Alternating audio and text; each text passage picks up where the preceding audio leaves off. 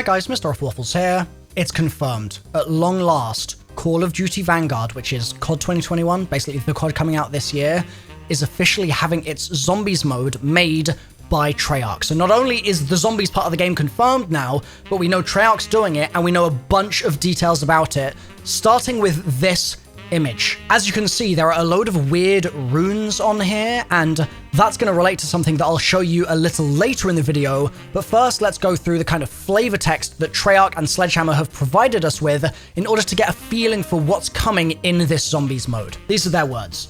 We're excited to announce a franchise-first crossover as Call of Duty Vanguard features an all-new zombies game mode with development led by Treyarch Studios. This cooperative experience continues and intertwines with the Dark Ether story to create deeply engaging lore, all while innovating on the core gameplay that the mode is famous for. Discover the unspeakable horrors of the precursor to Black Ops Cold War zombies while holding off the relentless onslaught of the undead when Vanguard launches on November 5th. Expect a detailed preview of Call of Duty Vanguard Zombies as All Hallows Eve approaches, which I'll obviously be covering on my channel as well, so if you haven't subscribed already, now would be a great time to do that. Let's break down what they just said. It continues and intertwines the Dark Ether story and is a precursor to Cold War Zombies. This likely means we'll be seeing the origins of the Project End Station facility. That's the facility that we explore in D Machine. The collider that's in that bunker in Morasko, Poland, that was originally a German project that basically fell apart when the collider went unstable and had to be sealed by the Russians. So we will probably see the story of that happening live and in the flesh this time round, and two key members of the German forces that were there at the station were, one, Dr. Ulrich Vogel, who we know lots about from the Cold War Zombie story,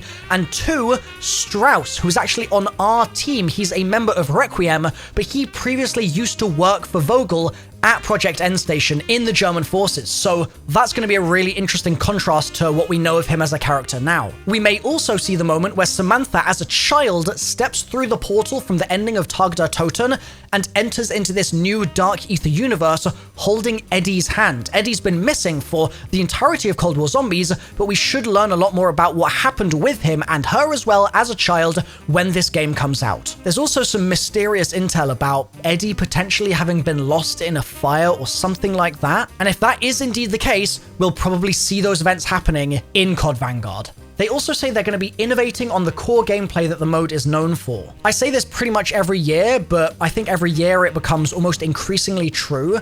This may finally be the year where we're no longer looking at round-based zombies. We're no longer looking at a perk system. We're no longer looking at a lot of the classic tropes, wall weapons, for instance, those sorts of things that were really good ideas back during World at War, but nowadays maybe have fallen off a little bit in terms of what's kind of competitive with other games out there and what's actually just good design. It wouldn't surprise me if things like the round system, the perk system, wall weapons, all sorts of different aspects have been things that they have ripped apart during development and really examined to see if there's any better ways that they can do those things, any better ways that they can bring the player through some kind of zombies experience in the most enjoyable way possible. So get ready for some big changes here, because this isn't saying get ready for innovation in the periphery of your kind of experience. They're not saying just quality of life improvements. They're saying innovation to the core gameplay experience. That means that certain fundamentals are going to be thrown out of the window, and I'm really looking forward to whatever those changes could be. Yo, open world zombies, anyone?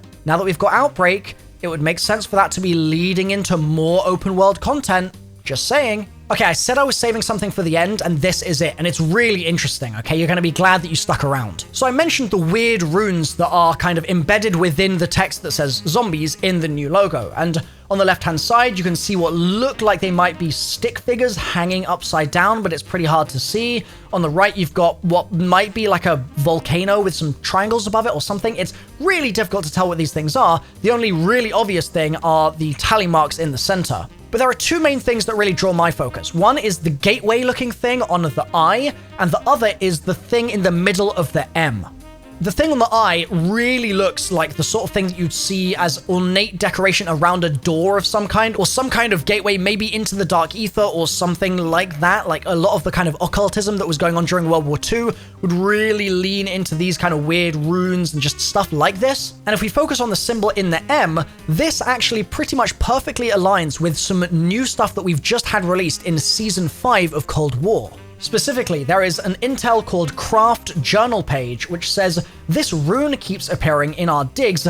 It must have meaning," and this was written in 1944, and there is a sketch of it. The rune, as you can see, is pretty much identical to what we're seeing in the M. It's the same rune. So obviously we know that the two games are connected now, but this is our first actual physical link between them. And for context, this Craft character who's written this journal page is basically doing some work at a site that I think is quite likely to be the next Cold War Zombies map, and the final Cold War Zombies map of this game's overall sort of zombies season. It's basically an old facility type thing again, but this one's kind of got a lot of stuff buried underneath, and it's pretty interesting what they're kind of doing with it in the intel.